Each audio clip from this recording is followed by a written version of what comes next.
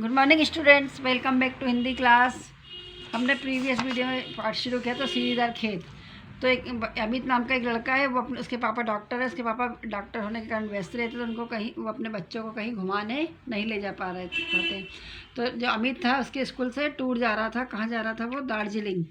तो अमित ने अपने पापा से पूछा, क्या पापा मैं भी दार्जिलिंग टूर पे जा सकता हूँ? तो उसके पापा ने हाँ कर दी थी। उसके पापा ने हाँ करी तो उसने पैसे, तो अमित ने स्कूल में पैसे जमा कर दिए थे और वो बहुत उत्साहित था पिकनिक पे जाने के लिए, टूर पर जाने के लिए।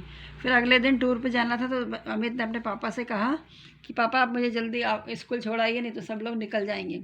तो अमित के पापा उसको स्कूल छोड़ने गए थे, तो उसको रास्ते पर समझाते गए थे कि टीचर के साथ रहना, उनका कहना मानना, पहाड़ पर ज़्यादा ऊंचाई से मत चढ़ना, गर्म कपड़े पहने रहना और अकेले मत घूमना। अब हम आगे शुरू करते हैं। अपने पापा की हर बात पर अमित हाँ जी कहता रहा। उसके पापा जो जो भी बोल रहे थे, अमित हर बात में हाँ जी कर रहा था। बस इसी तरह बातों में स्कूल आ गया। उसके पापा और वो बात करते रहे, इतनी देर में वो स्कूल पहुंच गए। स्कूल पहुंचकर अमित ने देखा कि बस तैयार खड़ी है।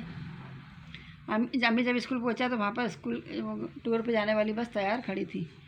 सर कुछ बच्चों के साथ बस में बैठे हुए थे। कार से उतरकर अमित बस में जा बैठा। अमित अपने पापा के साथ कार से स्कूल आया था। तो जब स्कूल पहुंचा तो उसने देखा कि सर और कोई बच्चे बस में बैठे हैं, तो वो कार से उतरकर बस में चढ़ गया था। अमित पहली बार साथियों के साथ टूर पर जा रहा था। इसके पहले भी एक टूर हो गया था, लेकिन अमित जब नहीं गया था। अमित पहली बार जा रहा था अपने दोस्तों के साथ। सर ने सब बच्चों को कुछ बातें सावधानी बरतने के लिए समझाई। जैसे अमित के पापा उसको समझा रहे थे ना, ऐसे सर ने भी बच्चों को बातें समझाई। फिर बच्चों को खाने के लिए मठरी एवं मीठे बिस्किट छोटी थैलियों में डाल कर दिए। उनके सर ने क्या करा, सबको अलग अलग पैकेट बना के दे दिए मठरी और बिस्किट के। खाने के बाद गानों का कार्यक्रम चला।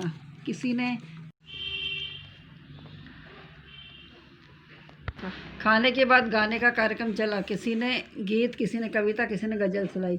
जो उनके सर ने मिठाई और बिस्किट और मठरी दी थी, सबने खा लिया। उसके बाद सबने किसी ने गाना गाया, किसी ने कविता सुनाई और किसी ने गज़ल सुनाई।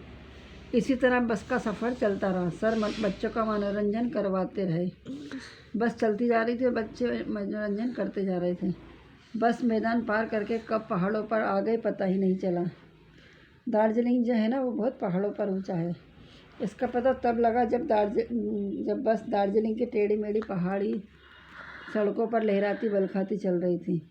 दार्जिलिंग के जो पहाड़ हैं वो तिरछे हैं, आड़े टेढ़े हैं, लहराते दार।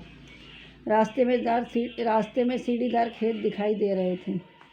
ऐसे हरे भरे खेत देखकर बच्चे उछल पड़े और सब एक साथ बोले, सर ये हरे भरे सीढ़ियाँ जैसे खेत किसके हैं? जब वो दार्जिलिंग जा रहे थे तो वहाँ पर सीढ़ियों वाले खेत दिख रहे थे। दार्जिलिंग में क्या होता है, चाय होती है ना, तो चाय के बागान होते हैं वहाँ पर। बच्चों चाय के बागान है, सर ने बताया। बच्चों ने पूछा ये सीढ़ीदार खेत क्या है? तो उन्होंने बताया चायों के बागान है, मतलब बगीचे। सर ने बताया क्या चाय के, और वो भी हरे भरे?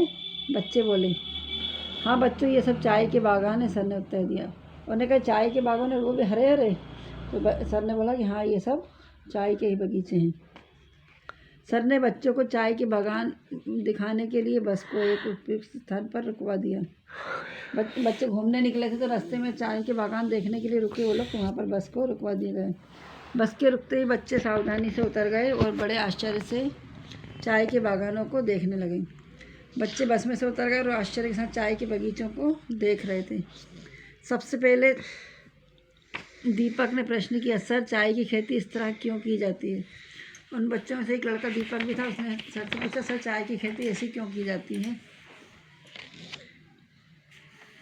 बेटा सर्वप्रथम इसके लिए धूपदार मौसम और पर्याप्त बारिश की ज़रूरत होती है। चाय समतल मैदानों में पैदा नहीं की जाती, क्योंकि वहाँ पर सीढ़ियाँ बनाकर खेती नहीं कर सकते। जो प्लेन मैदान होते हैं ना, वहाँ पर चाय की खेती नहीं हो सकती। तो इसलिए सीढ़ीदार खेत कहाँ है? दार्जिलिंग में। तो ये सीढ़ीदार खेत पे धूप भी पर्याप्त लगती है और बारिश भी होती है, इसलिए सीढ़ीदार खेतों पे बागान, चाय के बगीचे होते हैं।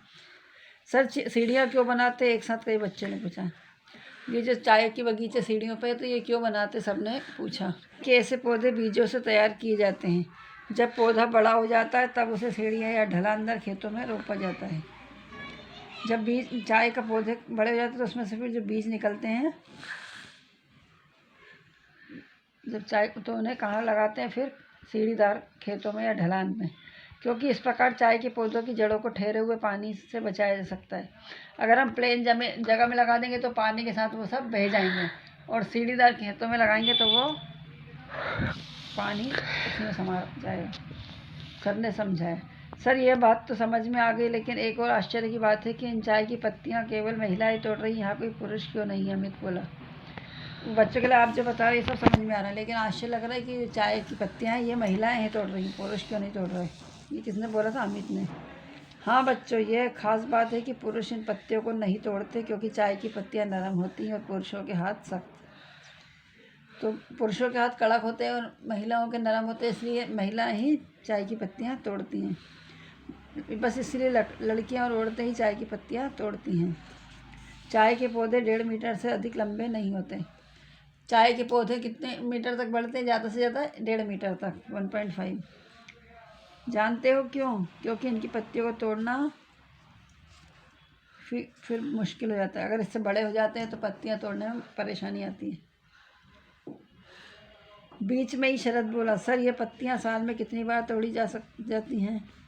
इस सर जब बातें समझा रहे थे तो बीच में शरद बोला कि सर ये पत्तियों को एक साल में कितनी बार तोड़ सकते हैं? साल में 3 बार चाय की पत्तियों की चुनाई होती है, बरसात, गर्मी और शरद ऋतु में। अच्छा बच्चों, अब होटल चलते हैं जहाँ पर हम लोगों को ठहरना है।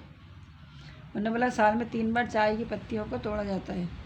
फिर सर ने बोला कि चलो अपन सब होटल चलते हैं, वहाँ जहाँ पे हम सब रुके हुए हैं, वहाँ भोजन करके आप सब सो जाना, फिर हम सुबह घूमने तो जाना है। सर ने कहा कि आप सब खाना खा के सो जाना, क्योंकि सुबह फिर से हमें घूमने जाना है। अब आगे की कहानी कल पढ़ेंगे। Thank you, have a good day. अच्छा सर कहकर सभी बच्चे बस में बैठ गए। सर ने कहा कि सब भोजन करके सो जाना, क्योंकि सुबह फिर घूमने जाना है। तो बच्चों ने कहा जी सर, और सब फिर से बस में चढ़ गए। दार्जिलिंग का मौसम उन्हें बहुत अच्छा लग रहा था। वहाँ की ठंडी ठंडी हवा का वे खूब आनंद ले रहे थे। दार्जिलिंग में क्या थे? ठंड थी, तो वहाँ पे बच्चों को बहुत अच्छा लग रहा था। लहराती, बल खाती, ऊंची नीची सड़कों पर चलती हुई बस शीघ्र ही होटल पहुँच गई। बस ऊंची नीची सड़क पर चलती हुई होटल पहुँच गई। सब बच्चे बस से उतरे और अपना अपना सामान लेकर अपने अपने कमरों में चले गए। ये तो अभी बच्चे रास्ते में रुके थे चाय के बागान देखने के लिए, फिर अब वो अपना अपना सामान लेके उतरे और होटल में चले गए, होटल के कमरों में। उनके कमरों में टीवी भी रखे थे, जिन्हें चालू करके उन्होंने कुछ देर अपने मनपसंद कार्यक्रम देखे। उनके जहाँ पे बच्चे रुके थे उनके कमरों में अलग अलग टीवी भी थे, जो अपना प्रोग्राम देख रहे थे। उसी समय सर अमित के कमरे में आए और बोले, कल हम लोग एक फैक्ट्री जाएंगे जहाँ चाय तैयार होती है। अमित के कमरे में सर आए और बोले कि कल हम लोग एक फैक्ट्री जाएंगे जहाँ पर चाय बनती है, तैयार होती है मतलब।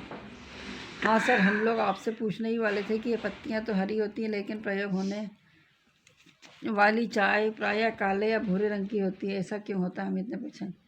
अमित ने बोला कि हाँ सर, हम आपसे पूछने वाले थे कि चाय की पत्तियाँ तो हरी हरी है, और लेकिन चाय पत्ती तो काली होती हैं।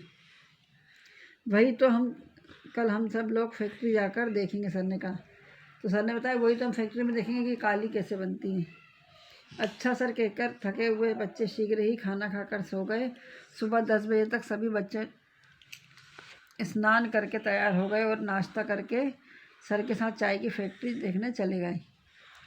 बच्चों ने कहा कि जी सर, और थककर बच्चे सब सो गए और सुबह उठे 10 बजे, सब नहाए और नाश्ता करके सर के साथ चाय की फैक्ट्री देखने चले गए। जब वे फैक्ट्री पहुंचे तो वहां चाय की पत्तियां सुखाई जा रही थी। कहीं सूखी पत्तियां पर खमीर उठाने के लिए पानी का छींटा दिया जा रहा था, तो कहीं सूखी मुरझाई पर तैयार पत्तियां छानी जा रही थी।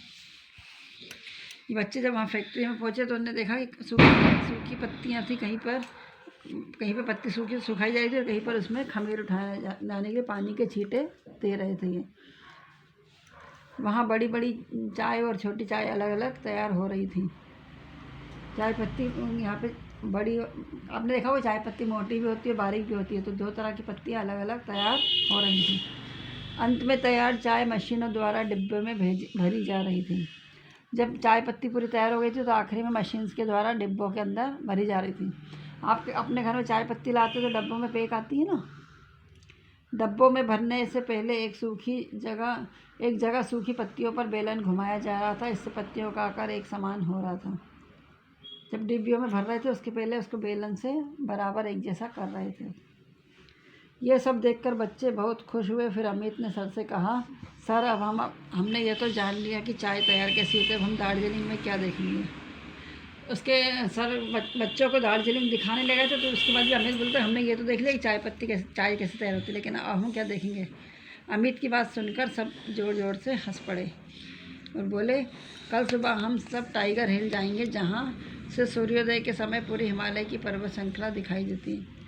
अमित की बात सुनकर सर हंस दिए और बोले, कल हम सुबह टाइगर हिल जाएंगे, जहाँ पर सूर्योदय के समय मतलब जब सूरज उगता समय हिमालय की पर्वत दिखाई देता है। सब बच्चे फिर होटल पहुँचने के लिए खुशी खुशी बस में बैठ गए। तो इसमें क्या बताया, चाय पत्ती तैयार कैसे की जाती है। दार्जिलिंग जाकर बच्चों ने ये सब देखा।